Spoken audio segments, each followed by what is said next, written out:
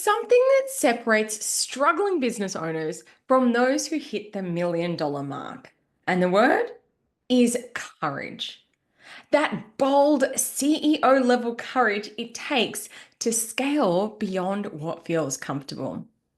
So if you've ever felt stuck, held back by fear, or wondered why some businesses seem to soar while other businesses stall, this episode is for you.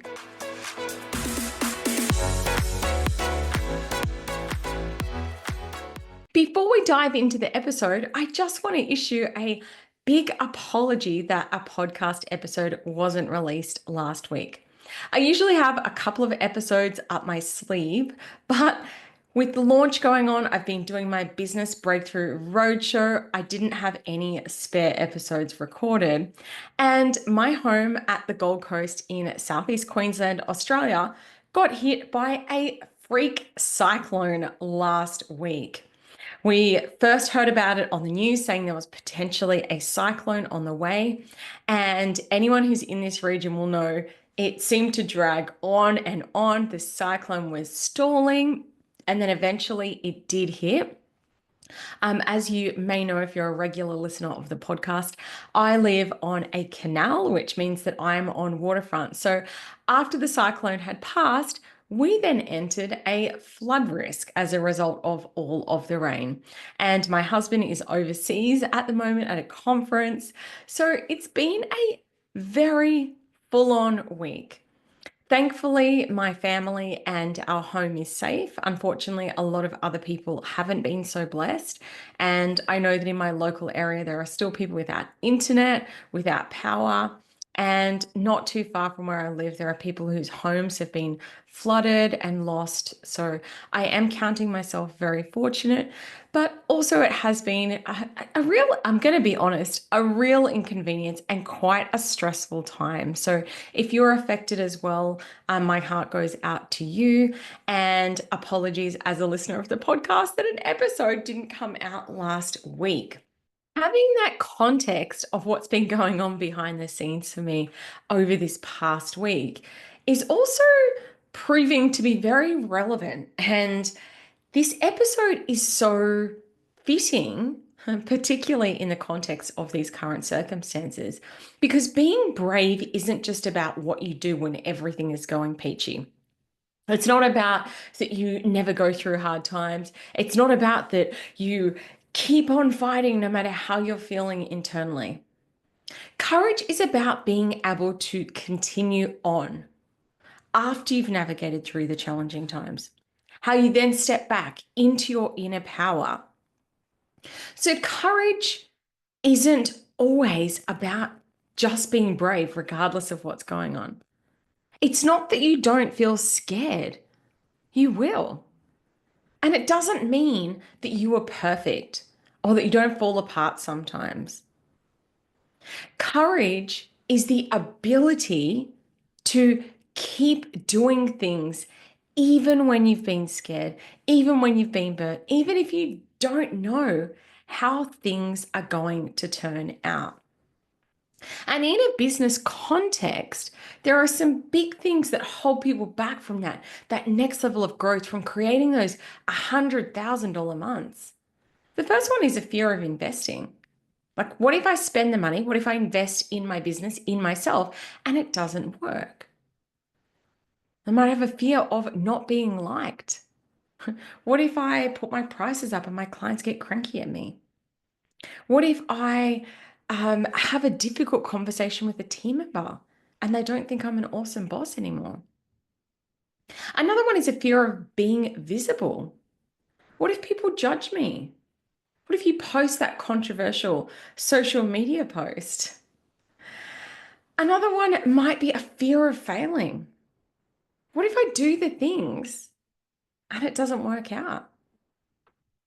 And the last fear, which sounds like, why would this be a fear? But it is a very, very real thing, is the fear of succeeding. What if I do this thing and it actually does work out? What if I become highly visible and my social media following explodes? But then that means that I'm potentially going to have more haters. Or what if this next level of success means that I'm working all the time and I've got less time to spend with my family? These fears are totally normal, but staying in fear won't get you to the seven figures. Moving through the fear will. So, how does courage serve you as someone who's got big business dreams? Well, I want you to think about this. What's one decision you've been avoiding because it feels uncomfortable? Is it letting go of a toxic client? Is it finally launching your online course? Is it investing in your business growth? That's the exact kind of thing that separates six-figure business owners from the million-dollar CEOs. Is that ability to have that fear, to know there's that thing that's holding you back, and being able to step forward and do it anyway. Now, here's the cool thing. There are some people who are naturally more courageous, but these things don't always come naturally. And as someone, I've coached hundreds of successful entrepreneurs over my past 9+ years. Oh my gosh, that I've been doing this. And I've noticed a pattern. Those of my clients that break through to the seven figures aren't necessarily the most talented or the ones with the best idea. They're the ones who've cultivated the courage to play bigger. They move despite those limiting thoughts, beliefs, and fears.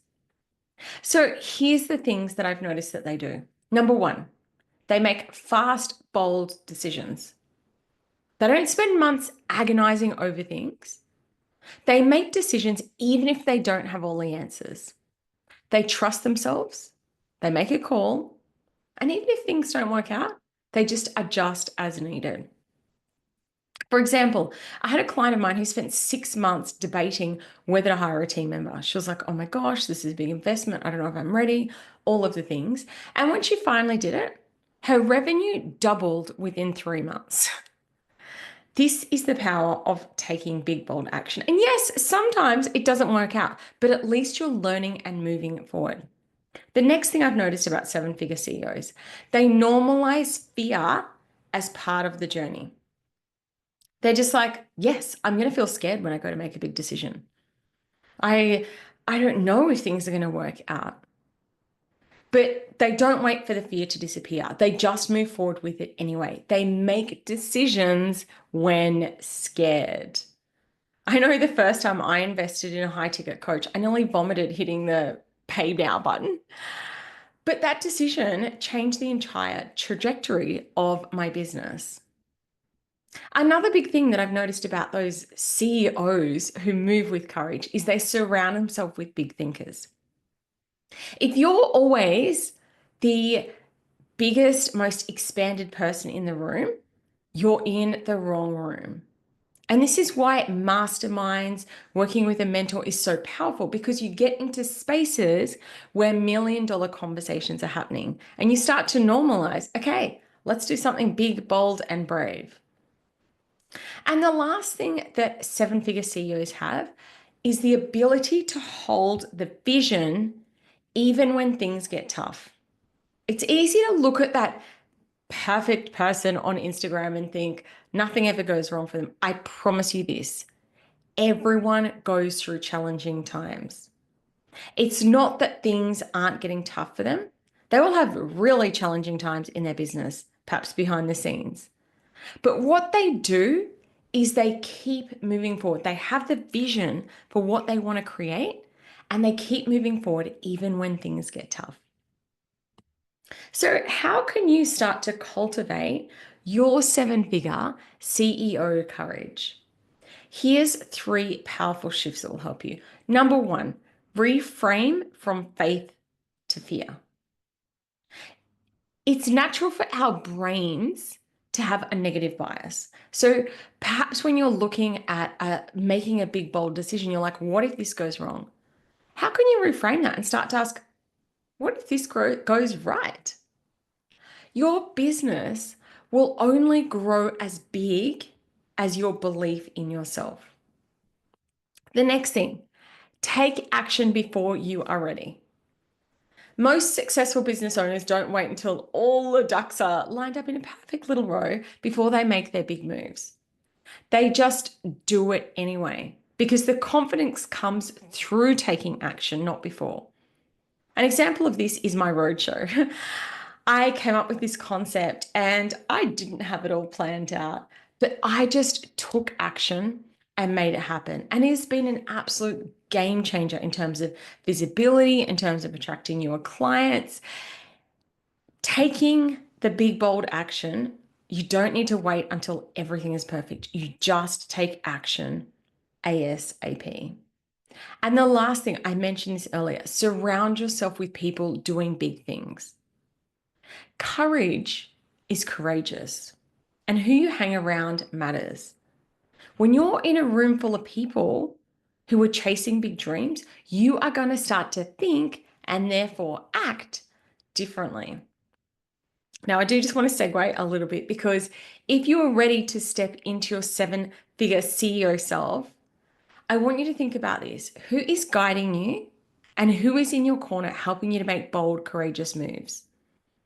If you don't have anyone, I want to invite you to check out my brand new mastermind, The Profit Collective. This is for and multi-six-figure business owners just like you who want to be making $1 million revenue a year. This community is about being surrounded by people who are making those big, bold moves, who are stepping forward with courage. And when you step into these rooms, success starts to become normalized. So if you are feeling that pull, please go and check out the Profit Collective. I'm going to share a link in the show notes for today's episode of the podcast. Now, to wrap up today, if you are ready to cultivate your CEO courage and scale to seven figures, you are going to have to do things that make you feel uncomfortable. I believe that your business grows in direct proportion to your courage, to your ability to be bold. And the gap between where you are and where you want to be is bridged by courage. Not by more knowledge or more skills necessarily, but by the courage to actually take action on the things that you do already know and the things that you learn. I hope today's episode has inspired you and got you excited about stepping into your next level of growth. And once again, if you are at that multi-six-figure mark and you want to be mentored by me and be in a room full of courageous business owners, come check out the Profit Collective. Thank you so much for listening to today's episode of The Potty, and I can't wait to chat to you again next week.